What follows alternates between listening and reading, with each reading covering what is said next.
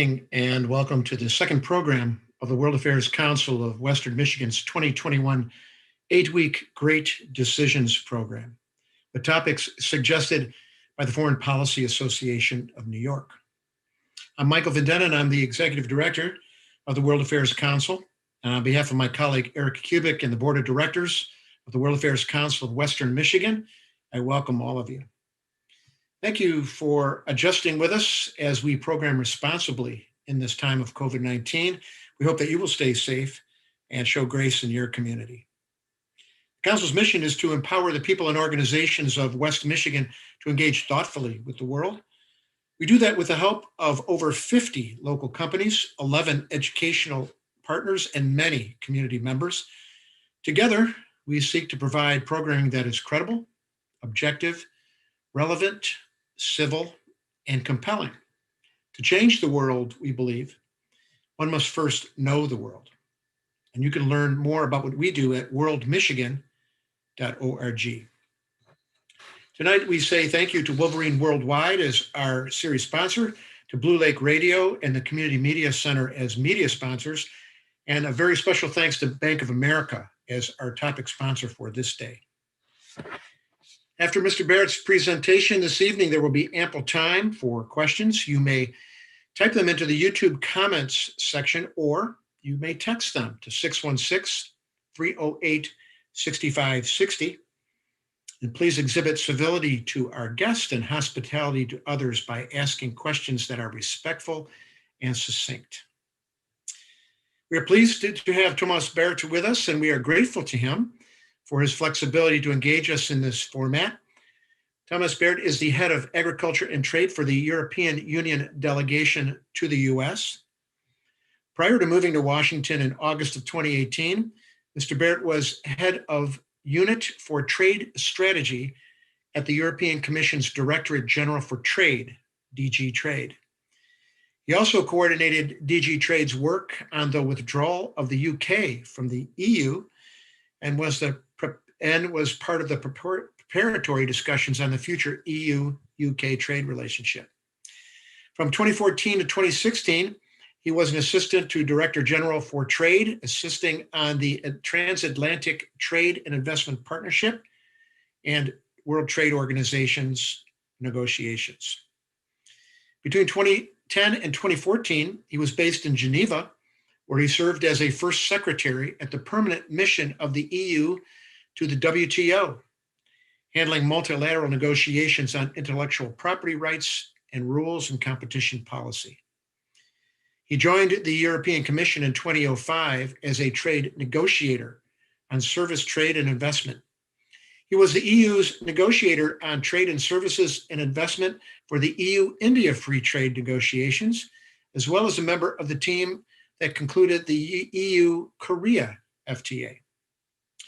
From 2007 to 2010, he oversaw the development of a common investment policy, an area in which the EU gained exclusive competence in 2009. Before joining the European Commission, Mr. Baert worked for 3 years as a government affairs representative for the US multinational DuPont on EU policy and regulatory questions relating to chemicals, biotechnology, and trade. He also researched the emergence of regulatory barriers to trade at the International Trade Policy Unit at the London School of Economics. He holds a master's degree from the London School of Economics and an MA from the Catholic University of Leuven in Belgium. His presentation tonight is called The European Union's New Agenda Post-Brexit. We welcome Tomas Baert, and Tomas, welcome to this gathering of West Michiganders.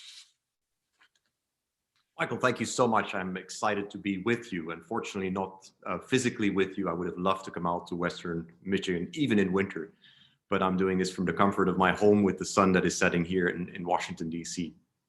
When you work in Washington, it often feels like you're living in a bubble. And of course, it's important to come out of that bubble from time to time. And for us Europeans, it's always important to go out and see how great this diverse country is, how diverse this great country is, I should rather say, because Europeans tend to look at the United States as being a very united country. and underestimate how diverse it is. Just like Americans perhaps look at Europe as being very diverse, but underestimate how united we are as a union. And I think today's presentation is an opportunity for me to really speak to the unity of our European Union, to the strength and, of course, how we want to use that union to build a strong transatlantic relationship. And I'll outline a little bit our agenda from the European Union's perspective, as well as for the transatlantic perspective. Now, it's a post-Brexit agenda. You've already mentioned it yourself, and maybe that attracted some people in the audience because Brexit is certainly a very hot topic. But I should say that Brexit is not something that necessarily defines us as a union. We are a union that was a union with the UK, and we're still a union without the UK. Legal scholars refer to the principle of territoriality to say that a territory can change, but it doesn't necessarily change the identity of the state, or in this case, of the union. So Brexit doesn't really define us, but it is, of course, a chapter in our history that has kept us very busy in trying to deal in an orderly manner with, on the one hand, a withdrawal, and then also with a new relationship. But there's one great advantage of Brexit, and that is the fact that it offers me a great opportunity to actually explain who we are, as people around the world have been interested in understanding what is this union all about, and why would one wish to leave or join that union. We are 27 members, and many of them have joined over time in what is essentially a union of peace and prosperity. That might sound very boring, but it's so fundamental, and it's so much what we stand for. We're sometimes referred to as a UPO, an unidentified political object. Nobody really can put us in a particular box. And that is because I think we are in many ways a laboratory for dealing with some of the challenges that we in this world face. Challenges where we really need to come together and where we need to fundamentally work together. Global challenges that require global solutions very often. And this will be a little bit the theme of my talk today, as I try to outline our agenda for the world, and as I try to outline our agenda for the transatlantic relationship, where we see a huge opportunity to come together around the global challenges of our time. Now, I want to go back a little bit into the history of the European Union and go back to the very early days, the 1950s, when we came together around coal and steel. These were two particular industries that we tried to bring together. And I, as a trade person, and you already outlined my trade background, I'm very interested in that because essentially trade has always been the glue. Trade has led the way for coming together, for integrating countries together. And in popular science, some people would say that countries that are closely integrated wouldn't go to war with each other. And this is also known as the Golden Arches theory.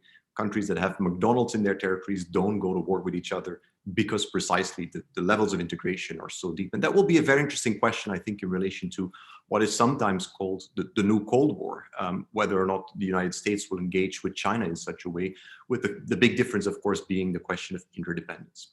But for the European Union, trade was always the beginning, was always the glue, was always the starting point for really fundamentally driving home a more fundamental political objective of a closer union, where we foster peace, where we foster also our prosperity. And so we've pooled our resources, we've pooled our steel and our coal industries, ultimately to end up today with what is a customs union, what is an economic union, a monetary union, even with a single currency and an internal market in which people, capital, goods and services can move freely.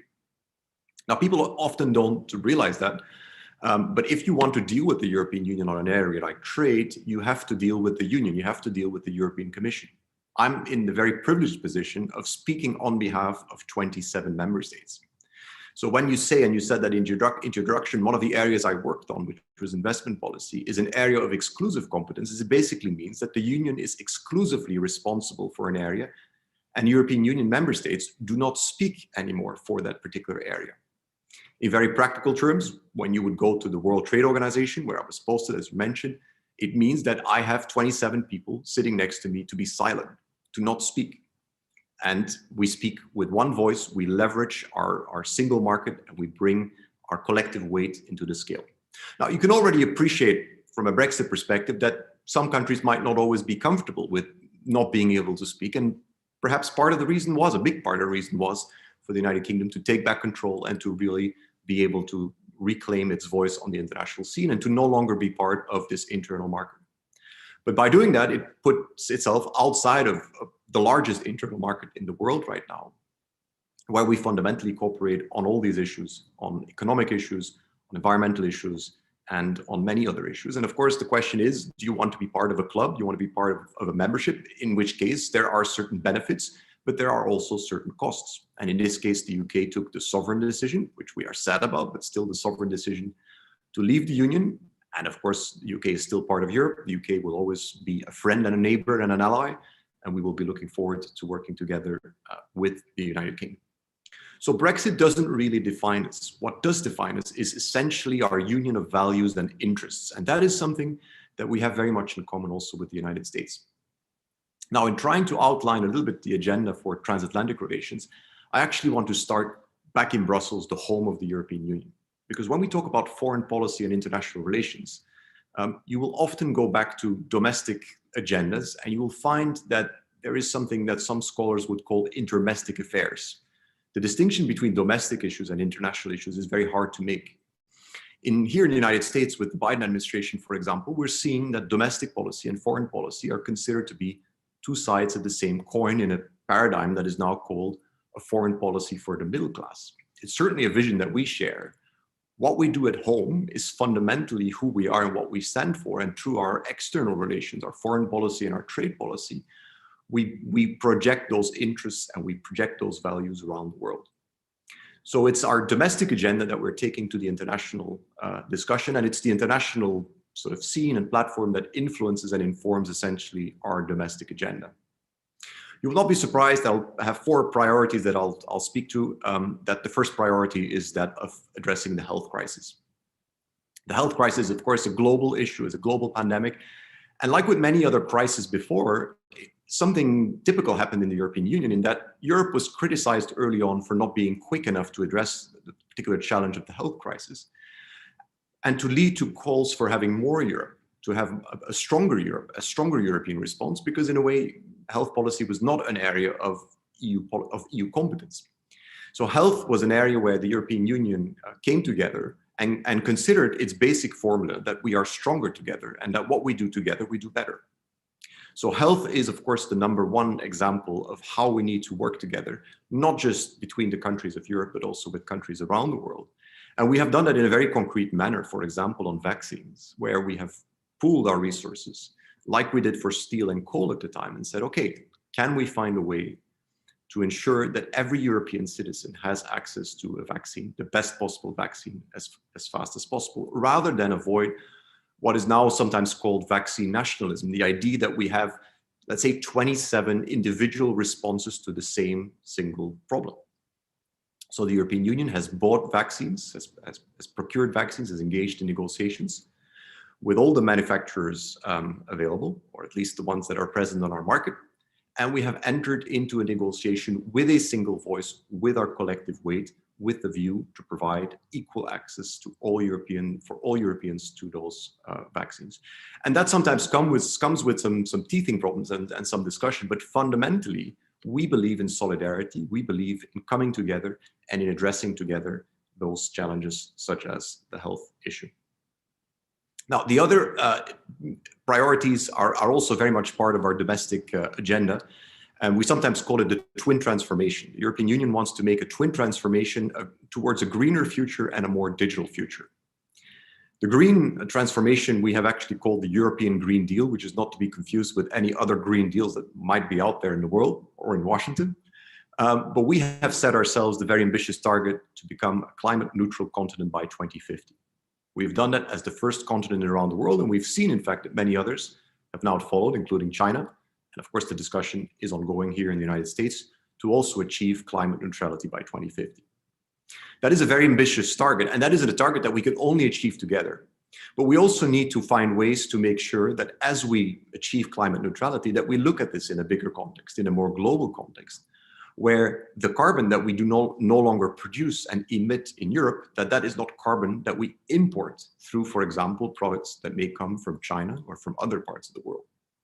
For that reason, the European Union is going to put forward this year a so-called climate border adjustment mechanism, which is a very technical term, to actually have a mechanism at the border that considers the carbon content of the imports that come into the European Union.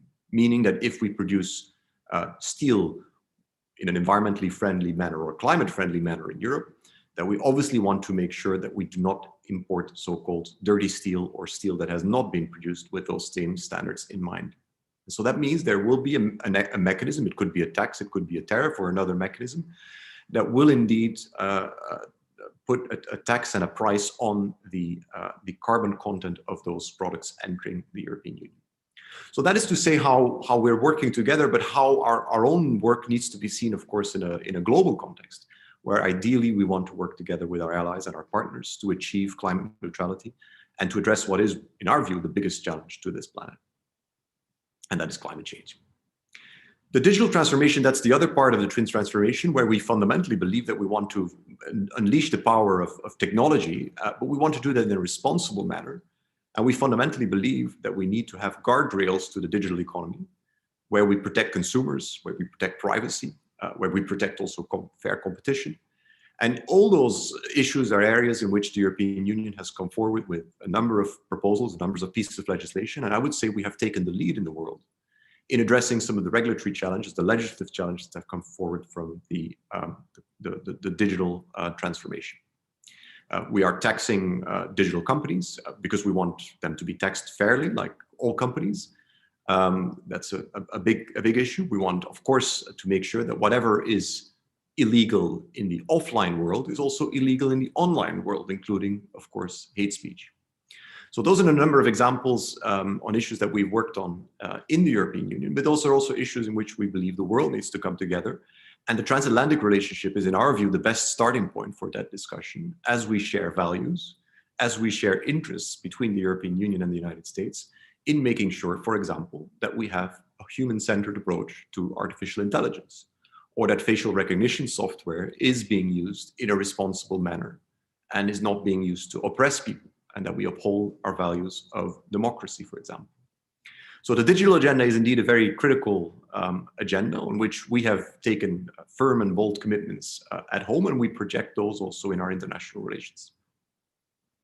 The fourth area I'll mention is the multilateral, sort of the foreign policy and multilateral pillar. Multilateralism is really key. Global challenges require global solutions, and we believe that we need a global architecture of rules to essentially deal with those challenges that we have, be it on trade, for example, where we have, of course, a big competitor in China that is being, using subsidies, using state-owned enterprises to engage in often predatory behavior in world markets and in distorting trade. So we want to fundamentally address those challenges and work together with the United States to deal with what is a very big public footprint on private markets in China. And there's no better way, in our view, to do that than in a global context where we come together and where we have rules of fair trade and freer trade and deal with those specific challenges that relate to China. Now, obviously, when I say China, it's not just a trade and economic issue or subject. We see many challenges. We see forced labor in Xinjiang, which is a trade issue in some way, but which is also a human rights issue in many other ways. And that is another good example of an area that we want to address as the European Union, and we want to do that with our allies, the United States, first and foremost. And of course, the technology point that I just mentioned is another key example of something that we really need to be able to address vis-a-vis China, as China is not necessarily following the same approach as we are in terms of protecting its people, protecting consumers online and through digital technology. So those are kind of four areas in which we have prioritized as the EU's agenda. And again, I want to stress these are very much global priorities. These are global issues. And we look forward to working together with the UK as well, of course, as with the US and with many other allies. Now, of course, you can appreciate it's not been an easy 4 years. I'm saying this with lots of optimism and positivism, but it's not been an easy 4 years for European in Washington in particular, precisely because the value of our partnership was being challenged and was being questioned. The European Union was actually often seen to be the problem rather than to be seen as the partner. We were worse than China sometimes, according to the last president. So it's fundamentally important that we rekindle the romance a little bit in our relationship, a relationship like so many other relationships where 80% of the things that we do, we agree on, and they go very well. We are connected through people, through our culture, through our businesses. And we want to make sure that we protect and preserve, of course, all those things that go well. There's $1 trillion of trade between the European Union and the United States, And that is not because of people like me or because of any other officials out here in Washington. That is because of our people and our businesses being so close and being so connected. So we fundamentally want to protect the 80% that goes well, but we also need to recognize that there's 20%, like in any relationship perhaps, where we disagree. And we disagree typically always about the same things for the same reasons. Like with many other fights, you tend to go back to those same issues because we are picky about our food in Europe, or because we have certain preferences, for example, when it comes to privacy, which is a subject that I already mentioned. And so it's very important for us that we find a mechanism to deal with the 20%, while we also appreciate the 80% of the things that go very well. And I think that's our first challenge before we come to this positive agenda that I outlined, is to fundamentally deal with the negative agenda that we had, which is one of disputes, which is one of tariffs, of tariff threats, of tweets, of all kinds of noise that was made that fundamentally did not recognize the value of who we are as partners.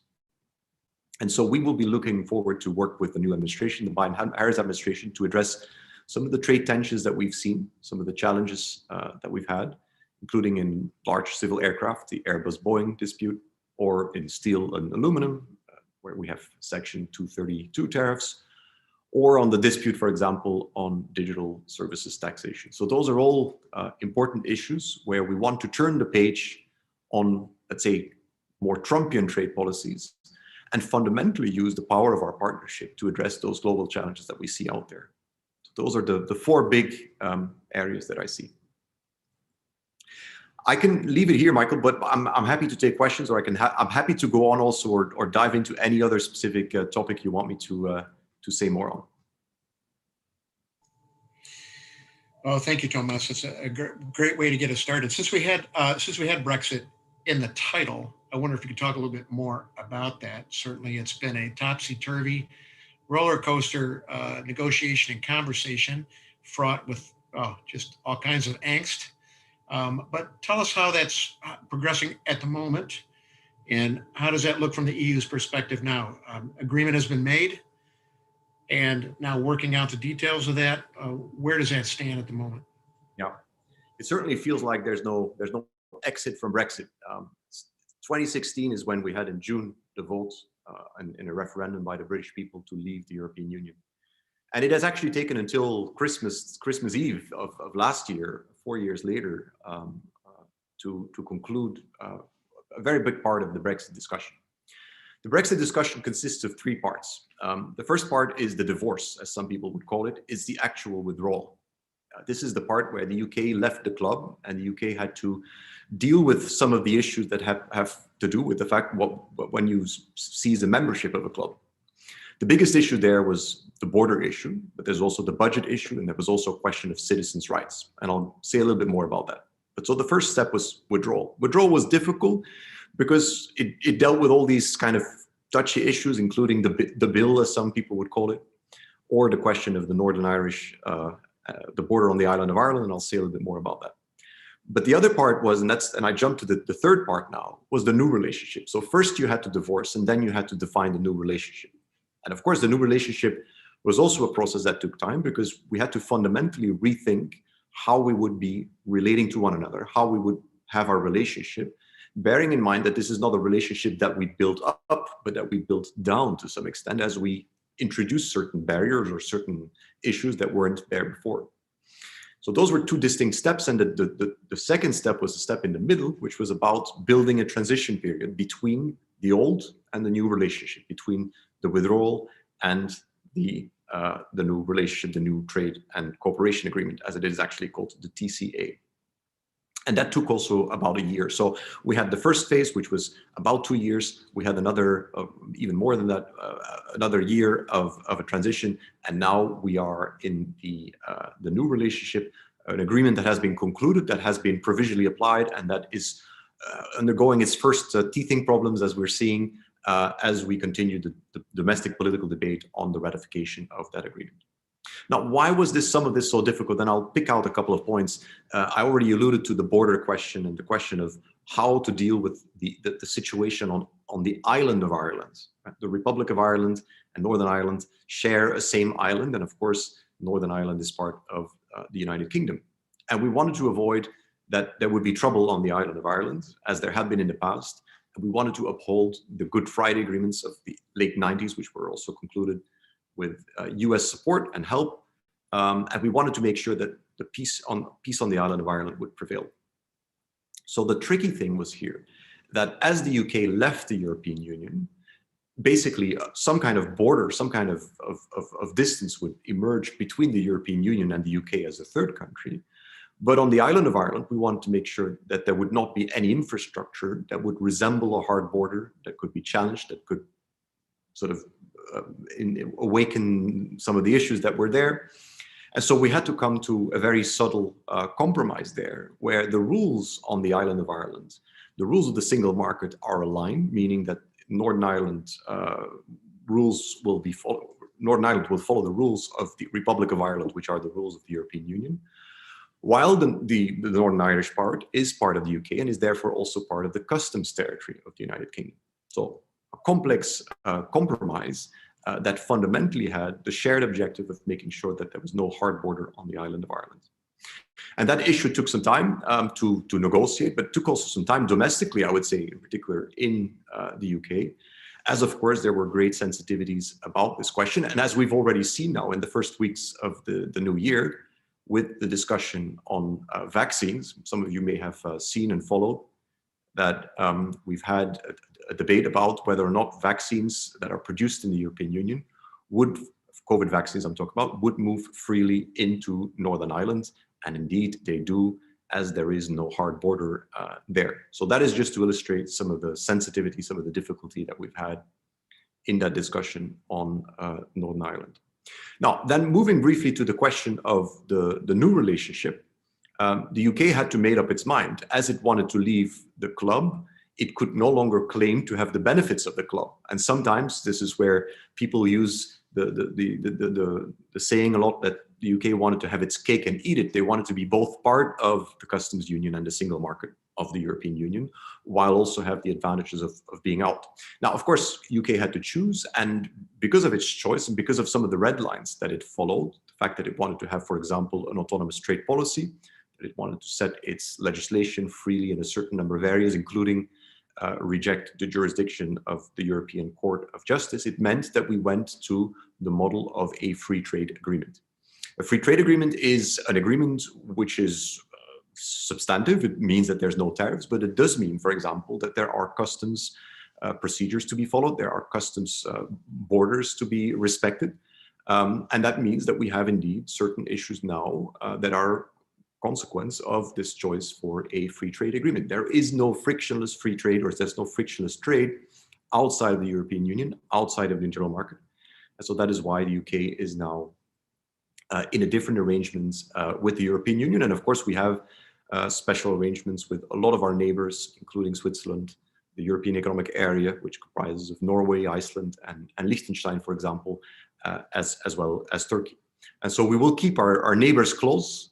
We will have very good cooperation and, of course, lots of trade still with the UK, but it will be different. There is no frictionless trade, and that is something that both sides have to accept.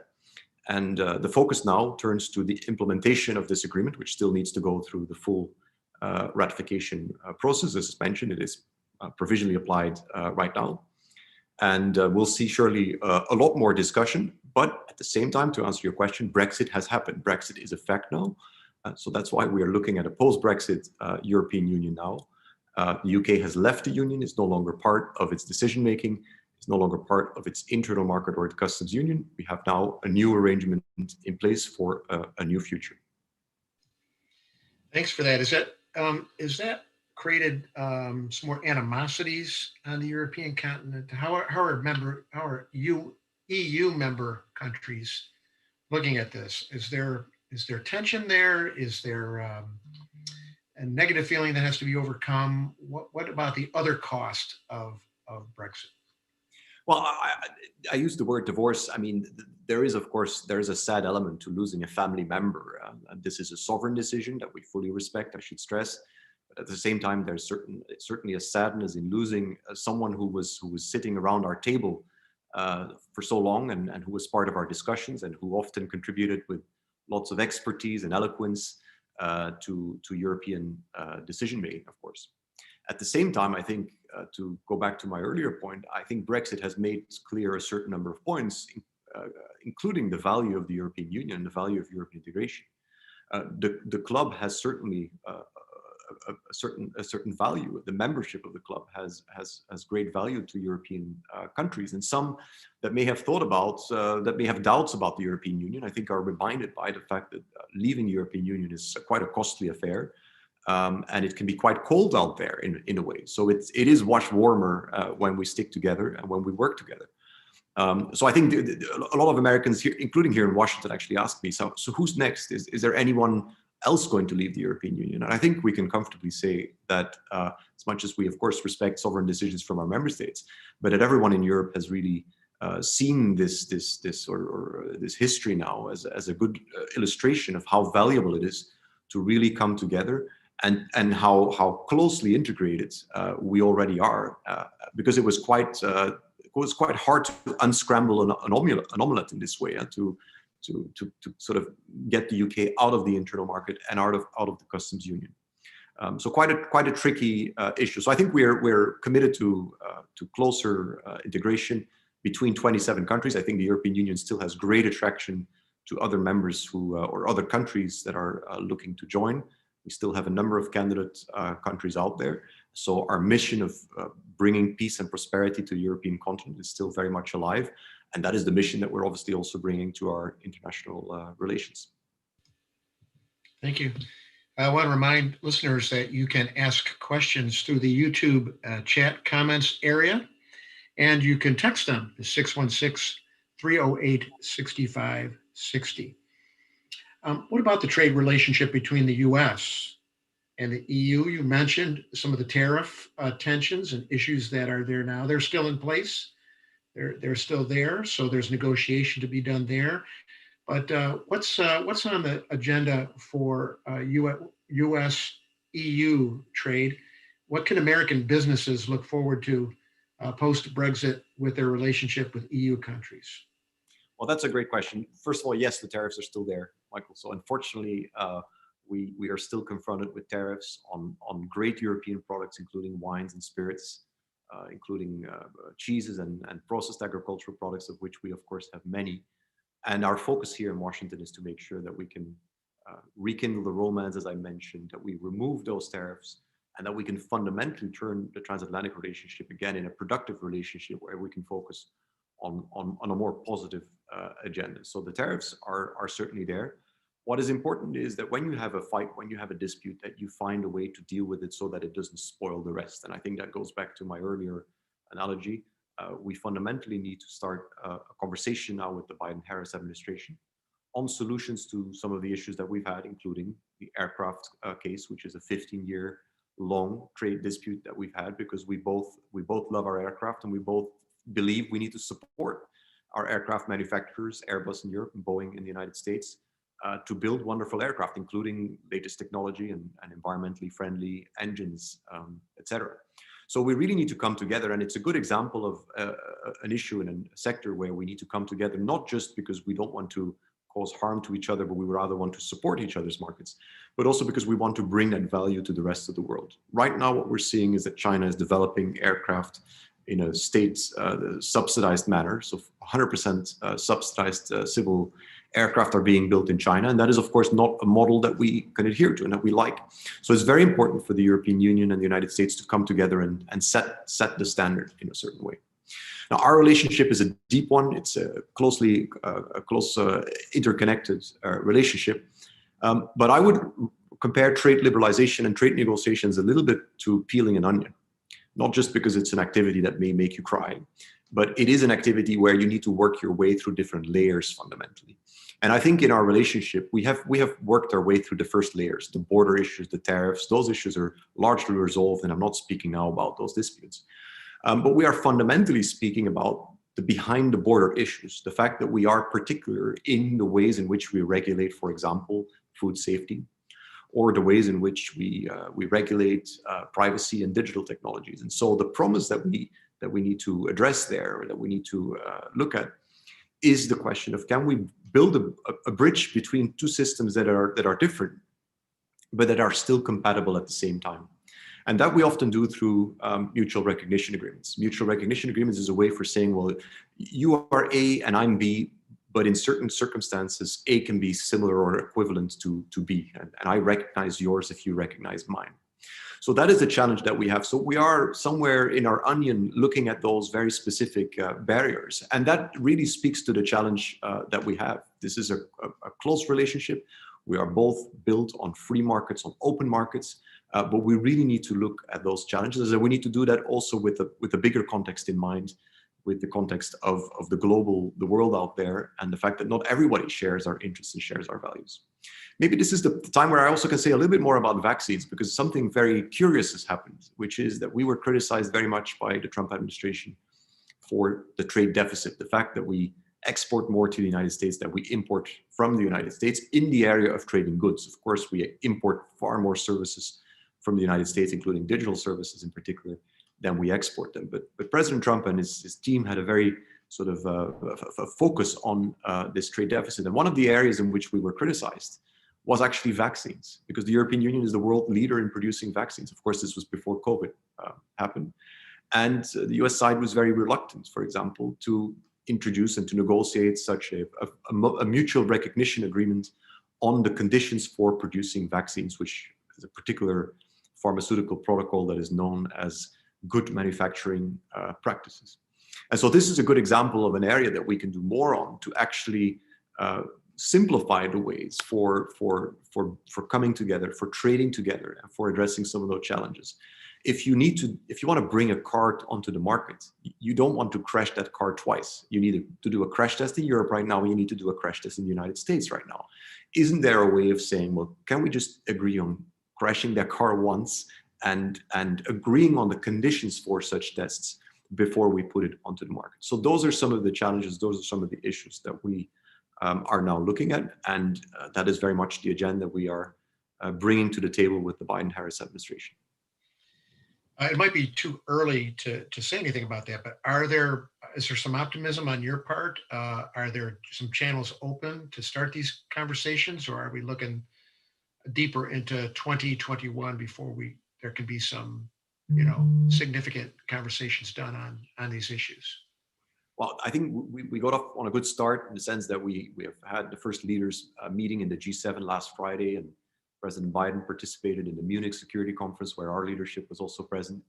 And I think both sides clearly spoke about the value of alliances and partnerships. And that is really the starting point, that we go back from being each other's problem to being each other's partners. So that is already a great starting point. Now, you're quite right on the substantive issues. We still need to get really started on the more detailed discussions. I'm watching very closely the Senate hearing of U.S. Trade Representative nominee Catherine Tai, who will be before the Senate on Thursday of this week.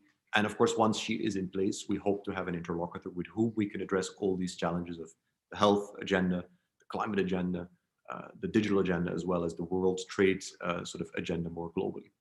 So this will take some time.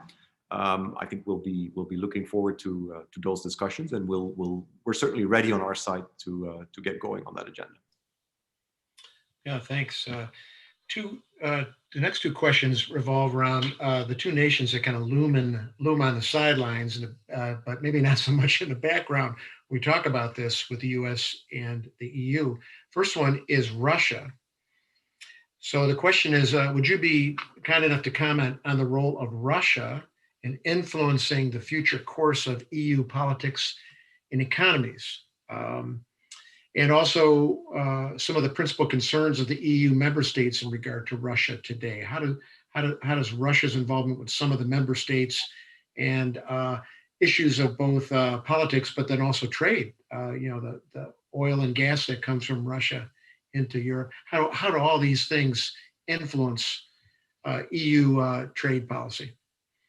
Well, we have fundamental concerns as respect to the behavior of Russia in the world and in our neighborhood also, following the illegal annexation of Crimea. And there's many other concerns that we have, including the arrest of Mr. Navalny, for example, in Russia. We see a nation, a great nation, that doesn't always share the same values that we have when it comes to trade and to the economy or to human rights more generally. And so when we feel that, when we think that, we make that clear to our neighbor and to our partner. And so that is a strong concern that the European Union and the member states share. We obviously look to work with Russia on a number of those challenges, but it's very important that we uphold our values and our interests in the relationship with Russia, and that's something we're trying to do certainly also in the trading area. We do not have a bilateral trade negotiation or relationship with Russia. Russia is now, since 2011, a member of the World Trade Organization. So we trade with Russia under those broad WTO rules. And of course, we have a certain number of concerns in areas such as energy, as we are, of course, importing a lot of energy from Russia. And we are looking to diversify our energy imports into the European Union. So that is certainly a big concern. But the same global challenges that I outlined in relation to the United States, I think would also apply to Russia. We certainly want to be working together more on climate and on addressing climate change. I believe that Russia also has a lot more to be done there, and can play certainly a greater role. So the relationship with Russia is certainly difficult, and I think we will be working together with the United States as our ally in the area of security, in the area of human rights, as well as in the trade and economic area, to really hold Russia accountable in this world. Thank you. The parallel question is about China now. So the question is, how does the EU see China as it relates to being a trading partner, partly due to the past 4 years of unilateralism on the part of the US. The French president recently made reference to having viewed China as a viable partner out of necessity. What about that relationship with China, both in terms of its world behavior, but also as a viable trading partner? Yeah, well, that's a great question. And the relationship with China is a very complex one. It's the kind of relationship you can't really put into a box. Someone will say China is a partner. Somebody else will say China is a rival. And you may even say that China is a competitor. Well, we actually say that China is all of that. We've put out a strategic document back in April or March 2019, where we said China is a systemic rival, and China is a competitor, and China is a partner. And so you really need to look at working on different lanes and different areas together with China. You need to confront China, as well as cooperate with China, as well as compete with China. So it really depends on the issue that you're looking at. But fundamentally, and I've said this many times before, when we were working with the Trump administration, the European Union, when it comes to trade and economic issues, shares largely the diagnosis with the United States. We are dealing with a country that has a very, very large public footprint on private markets, that engages in unfair trading behavior, and we need to deal with that. Now, as much as we agree on the diagnosis, we didn't always agree on the remedy, on how to go about this. And the tariffs are an example of that. The fact that they were unilateral, as you say, US tariffs. That was an approach that we didn't always follow, including because the question with tariffs is, tariffs can't be an end in itself. They need to be a means to an end. So we fundamentally need to change some of the behavior of China. And the question is, how do you do that? Do you do that with do you change somebody's driving style with a ticket? Some people will pay the ticket and then they'll drive on, they'll keep making the same mistake. So you want to have some sort of structural change. You really want to change the driving style. And I think that is what we need to work on. We need to be more strategic when it comes to China, and bear in mind the complexity of China itself, but also of the relationship. And that means that on issues like climate change, I keep coming back to it, we need to work with China. China is a partner. Just like we will be working with China on trade and investment issues. And you may have seen that we have concluded at the political level a comprehensive agreement on investment with China. But at the same time, we are taking a tough stance on forced labor practices or human rights violations more generally. And we are working with the United States on some of these economic challenges, for example, in the World Trade Organization context. So the relationship is a complex one, and I think we really need to avoid walking into the trap of thinking of a silver bullet that will deal with a vast and a very complex problem, really. So it requires a multifaceted and a multilateral approach. Thank you. From Danport University, a question about is the EU's relationship with the US forever changed because of the last 4 years? Um, does it, the tussles that we've had over the last 4 years with a U.S. president that was a little bit more combative mean that there's no going back to the way it was um, pre-President Trump? That there's some fundamental change in the way that the EU looks at the United States and looks at its relationship. Is that something that is retrievable, not retrievable? There's always going to be some residue from that. What do you think about that? Well, that's a great question, and allow me to say that it has changed and it hasn't changed at the same time. First of all, the biggest risk to the transatlantic relationship right now is nostalgia, is to think that we can go back to how things were before, and that nothing has happened, and that we can simply go back to the same issues and some of the same people that we saw uh, before the 2016 election. The world has fundamentally changed, and our relationship has certainly also changed. But I don't mean that in a negative way. It's not that there's any kind of bad blood or anything, that we somehow turn away from the United States. On the contrary, I would say the United States is our number one partner. We will always be sitting on the same side of the United States, and I think that goes to the 80% that I was referring to, the fact that we are a union, or we are partners in values and in interests. And we see a lot of challenges around us in the world. And so in that sense, it's very important that we work together. So the world has changed, and I think that is what really requires us and the relationship to change more on the health side, on the environment and climate side, on the digital side, more generally. But I would really stress the positive side, that the European Union has welcomed back America. I mean, America is back was the message of the Munich Security Conference last Friday, and I think we're very happy to have an ally back that recognizes the partnership, and we want to be, of course, a responsible partner. But that also means that we need to adapt, and we need to adapt to some of the changes. Now, one of the discussions that is taking place in Europe, and there's some misunderstanding about that here in the United States, is a discussion on what is called strategic autonomy.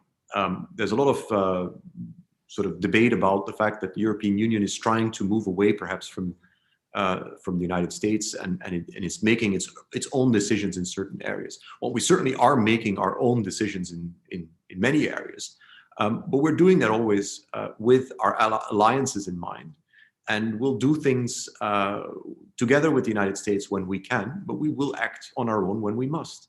And that is fundamentally what this notion of strategic autonomy, we actually call it open strategic autonomy, is about.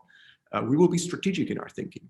We will be looking at areas where we will have to reinforce our own resilience and our own capacity.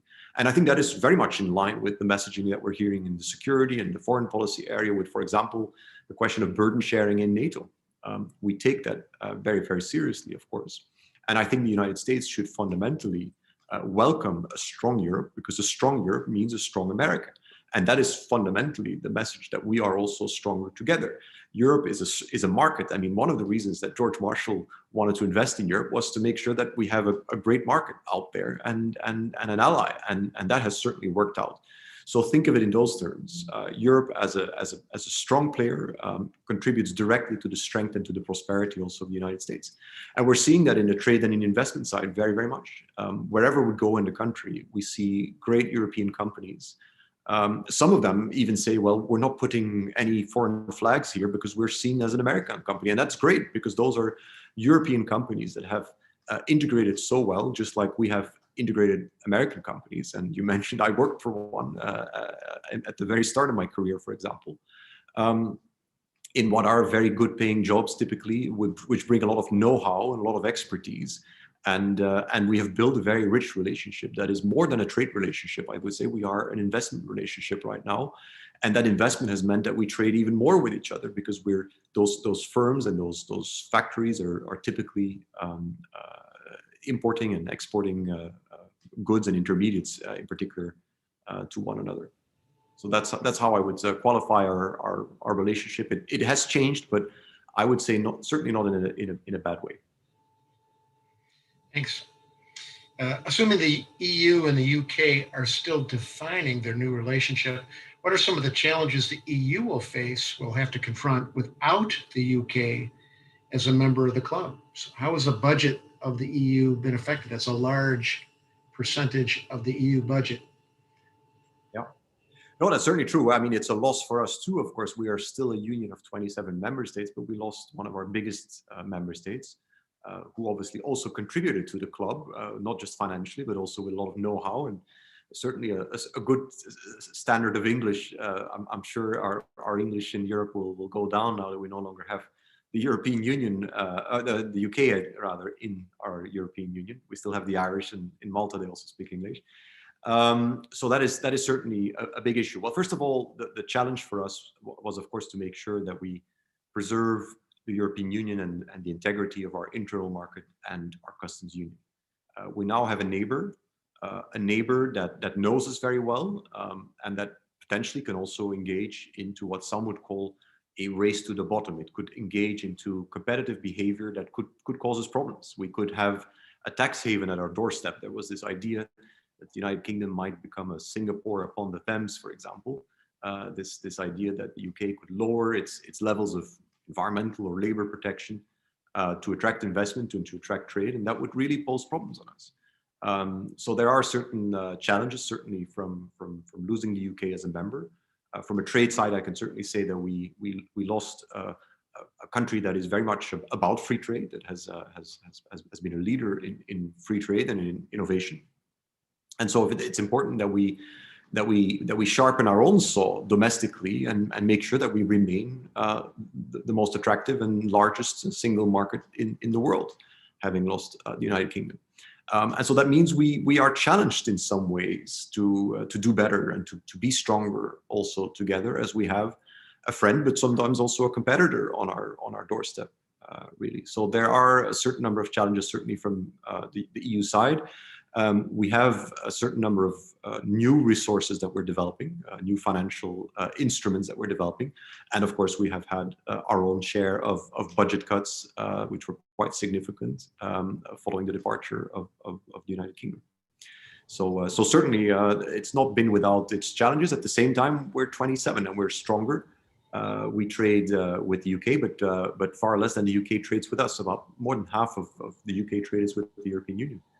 Whereas for us, it's a far lower figure, for example. So our dependence on the UK is not as large as the dependence of the UK on the EU market specifically. I got a question that's sort of the flip side of that, and I don't know that you can really answer this question. But it's, do you think the UK will survive outside the EU? I certainly can't comment on that question. The UK is on its own now. It has made its sovereign decision. It will have its own challenges. I'm not saying that with any glee or any pride, but I think we believe in the success of Europe, in the strength of Europe, and I believe we will. As I said in the beginning, we are this laboratory. We're not perfect, but we are a laboratory, and we always learn from our mistakes, and we tend to come back stronger. So I very much believe in the European project, in leading the way also in the world to show how certain things can get done, and perhaps we have a first mover advantage, but we also make our share of mistakes, so we can inform others that want to pursue regional integration around the world. But it's for the UK now to really sort out its own fate and its own questions, and of course we wish them the very best with that. Here's a question. Can you talk a little bit more about the Comprehensive Agreement on Investment? Right, that's the one with China, which is an agreement that took 7 years to negotiate, 35 rounds before we were able to conclude. Also in the Christmas holidays, don't say that European officials take long holidays. We concluded a Brexit deal and a China investment agreement. So the China investment agreement is a way for us to essentially secure access to the Chinese market for European investors. China has opened up its market, including as part of its accession to the World Trade Organization in 2001. It hasn't always followed up with the necessary domestic reforms. But this comprehensive agreement on investment was a way for us to consolidate openness to the Chinese investment market. There's lots of European companies that have invested in China, including in the automobile industry, and we wanted to consolidate and create further opportunities for European investors, just as other countries around the world are negotiating bilaterally with China and with other partners, including the United States, of course, having concluded a phase one trade agreement.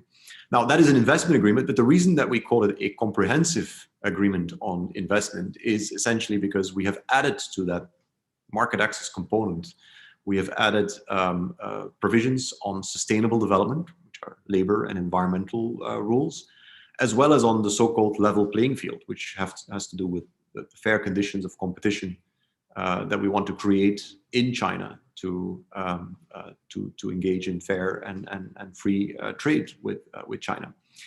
So those rules are very important for us. They go back to our very own values on labor.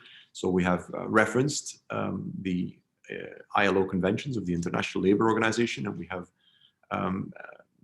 China subscribed to commitments to implement those ILO international conventions as soon as possible. Just like we have made reference to the Paris Climate Accord, the Convention on Biological Diversity as two important environmental treaties, and made sure that China effectively implements those agreements, which are very much part of the context in which we want our companies more broadly to operate. Now, there has been a lot of questions about this here in Washington, because why are you doing deals with China? Isn't China the country with whom we have all these concerns? And certainly we do have many concerns, and this agreement is not about solving all those issues in overnight. This is part of our approach to push the envelope and to push the frontier, really, on dealing with some of those issues in relation to China. And so it's a step in a direction. It's a tool that is part of a much bigger toolbox in a way for us to address some of those challenges in relation to China. Now, that agreement was concluded at the political level on Christmas Eve, or no, it was a little bit later actually. It was the Brexit deal was done on Christmas Eve, a little bit later in December, and now we still need to have political adoption and ratification of that agreement. So it will be a while before this becomes a reality. And of course, we will be looking forward to working with the Biden-Harris administration on various issues of China, and we've engaged with many stakeholders here in Washington to explain how this agreement is in fact helping not just European investors, but also American investors that will equally be able to benefit from this deal, both from the market access side as well as from the rules on sustainable development and the level playing field that we have introduced. Thanks. How will the carbon standards affect supply chains and shipping that uses fossil fuels? You talked about that as a very important EU goal, and how do you see those two things playing out? Well, I mean, first of all, I spoke about the carbon border adjustment mechanism, which is our way for making sure that we don't import the carbon emissions that we actually eliminated in our market. But already within our market, to be clear, we have a system that basically puts a price on carbon, and we do that through an emissions trading regime, or an ETS, which is our way for telling companies basically that there's a cost to producing carbon, and so as to internalize what is an externality in economic terms and environmental terms. So the idea is, I mean, this is another approach than carbon pricing through a direct tax, for example, but the idea is the same. You put a price on carbon, and you force companies, or you encourage companies rather, to find more sustainable ways for producing in Europe, and also do that around the world. And we fundamentally believe that there is going to be major green growth, and we believe that our recovery from the pandemic, also our economic recovery, will be essentially a green recovery. The European Union is leading in the production and development of wind turbines, for example, and many other environmental technologies.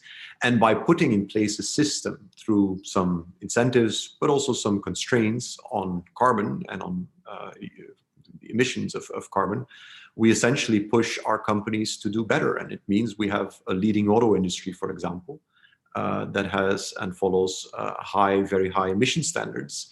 And that is why we have a competitive industry in many ways, and why we are a leader in many areas. So I think looking at it from a US perspective, there's a lot of things happening here at the state level, but it's certainly very critical in our mind that the US doesn't miss this opportunity to also develop green technologies that will be very much in high demand in the future. And we certainly feel that we have the legislative framework in place for promoting green production and green technologies more generally. Thank you. We haven't talked at all about immigration and migration. You know, Europe, the EU has really had to bear quite a bit of the brunt of the movement of people, you know, from Syria and other difficult places to live, and that's been a challenge for member countries of the EU as well as the EU in general. What are some of the current conversations that are happening around migration in the EU right now? That's indeed a big discussion in Europe, as it is one here in the United States. And of course, I should go back to our basic idea that we are a union that has no borders, no internal borders, meaning that if you enter, whether you come in a container as a good or whether you're a physical person landing in an airport in Europe, you can move around freely once you have entered the European Union. And that really means that we have one single external border, whether that is enforced on the sea or at ports, but it certainly puts a very high burden on our southern neighborhood and on our southern member states in the Mediterranean, as well as in some of the eastern member states that have seen a great influx of migration. What the European Union has tried to do, as it does with many of those areas, is to collectivize the issue and is to make sure that the burden and the costs of migration is shared across the Union, across the member states. The European Commission has put in place a program for supporting, of course, those first and foremost, those member states that have to operate and manage the border, including through an agency similar to Customs and Border Patrol here, which we call Frontex.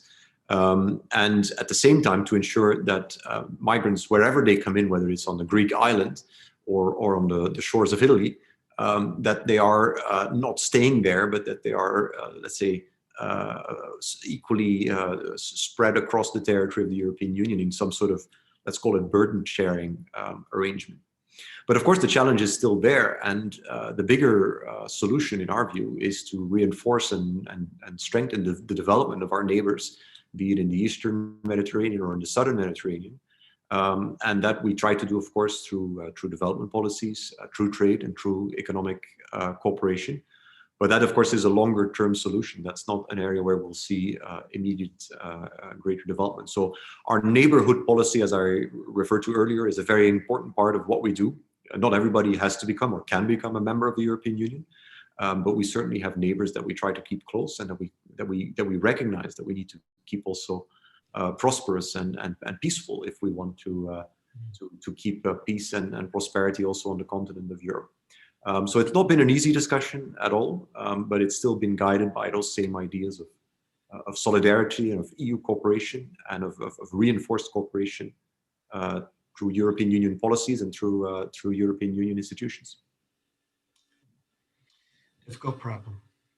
Another difficult problem, the coronavirus and a return to normalcy, if that could possibly be, or return to somewhat of what we had before.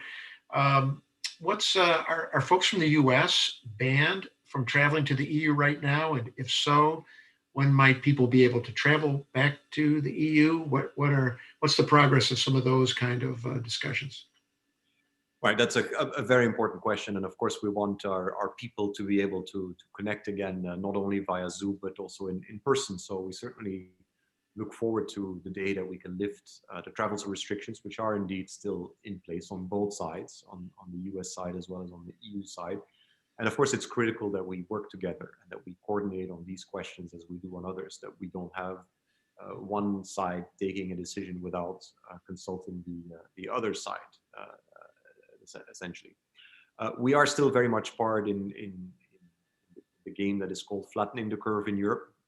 We have made tremendous progress already with a vaccination strategy that has, as mentioned, led to the the EU level of procuring of vaccines that are now being produced and distributed across the European Union. The European Union is the #1 producer of COVID vaccines around the world. We export them also to many countries. Canada, for example, gets all its vaccines from the European Union. It doesn't get any vaccines from the United States. We are the leading producer, and we supply many countries, including the UK and Canada and others.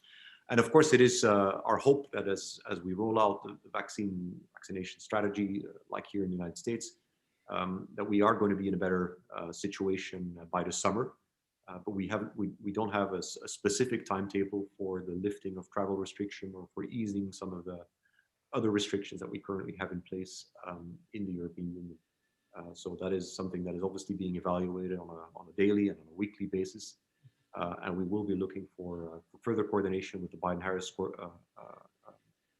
administration to take those decisions at the right time. But it is obviously our hope that 2021 will be a much better year, and that we'll see the end of some of the restrictions that came in force almost a year ago now in March 2020. Here's a final question, Thomas, from a viewer from Western Michigan University. I always thought of the EU as serving as a vehicle to increase Europe's clout against larger players like the US and China.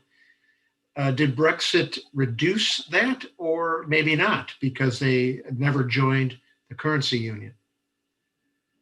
Well, that is a great question. And I think we weren't necessarily designed or conceived as a player that had to wield power and that was meant to counterbalance others in the world. We were fundamentally created from this idea of creating peace on the continent and having more prosperity. And of course, in doing that, we want to share our interests and our values with our allies around the world, and the United States first and foremost. So I think we have moved, if not to a multipolar world, maybe to a world where there's no obvious leader, but we certainly, I would say, play our part in leading in a certain number of areas. And I flagged the trade and economic area as one, because it's one where we speak with a single voice. We are not a military might, but we certainly are in many ways a regulatory superpower. And our privacy rules, the GDPR, the General Data Protection Regulation, has become almost a global standard as countries around the world and companies around the world have considered it easiest to follow the strictest standard, perhaps, or the highest standard, which is now receiving some followers in California and in other places around the world. So I think the European Union has indeed a certain amount of power, even if it was never our intention to export our rules. I think de facto, this is what has happened. In the literature, this is actually called the Brussels effect, the idea that countries around the world will follow the rules of the hegemon, of the dominant player. And that is a very interesting point, perhaps, to consider in relation to Brexit, because the UK finds itself outside of the club. It can design its own rules in a certain number of areas. But the first thing that they have done is actually copy all the EU rules. And now the question is whether they will deviate from those EU rules. But if you trade 55% of your trade is with one partner, with one neighbor, you kind of want to follow some of their rules to be able to have easier access. And we see that very clearly for Switzerland, for example, which is not part of the European Union, which is, of course, completely surrounded by the European Union. De facto Switzerland finds it more interesting for its own agenda to follow the rules of the European Union. So Brexit, we'll see what effect that will have. I would still predict that the European Union plays a global role when it comes to key regulatory questions, and the UK will probably experience that. But in the same way, the European Union is not yet at the same level as the United States or others when it comes to, for example, security policies. But we certainly play a very important role in making sure there's peace in the Middle East, that Iran is at the table for discussing nuclear non-proliferation, for example. And that is really our model that we believe in. And it's probably the model for which we got the Nobel Peace Prize also in 2012. One of working together and of projecting that project of peace that we fundamentally are also to others. and doing that through cooperation and through soft power, which is of course an equally important instrument in global affairs and in world relations. But let there not be any doubt among anyone there, the United States continues being our first number one partner in that effort. Tomas, we've learned a lot about the European Union tonight. Thank you very much. It's been a wide-ranging and very helpful conversation. Thank you so much for your time. What would make 2021 a spectacular year for you? You're in your chair as head of trade and agriculture, the EU delegation to the United States. What would bring you a great joy in your work and a real sense of accomplishment for 2021? Well, essentially, we need to get things done, and I think a change in the partnership where we are more productive again, whether it's big or small. If we are able to solve problems, then we don't just make headlines, we make history. And I think that is what we need to get back to. We need to find ways to tackle the challenges that are out there that are very complex and that will really depend on the European Union and the United States working together. So seeing a change in that direction, and we are already seeing a good number of signals there, including with the recognition of climate change being a top priority for the Biden-Harris administration. I think that is already a good start, but fundamentally we need to do it now. We need to, action is the key to every success. So I think we need to have some actionable items on our agenda and some results to show for, and they can be small, but they can become bigger down the road. And I think we want to work with this kind of stepping stone idea, snowball effect, that let's get that ball rolling again and it'll become bigger and better down the road. We need to rekindle the romance, right? And rekindle romance. Exactly. I'm glad that's what you remember. Great phrase. Tomas, thank you very much. We appreciate you being with us tonight, and best wishes in your important work in diplomacy. That's a big advocacy area of our council. We appreciate our diplomats from all of our countries, and we wish you the very best in that. Thank you.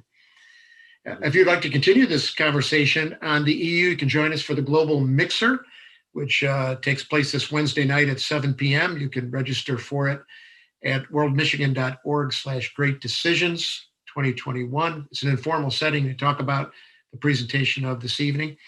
And tomorrow we are meeting again. That's because of our rescheduled Great Decisions program from last Monday, when our guest will be Andrew Natsios from the Bush School of Government and Public Affairs at Texas A&M, talking about, have we learned anything about this global pandemic?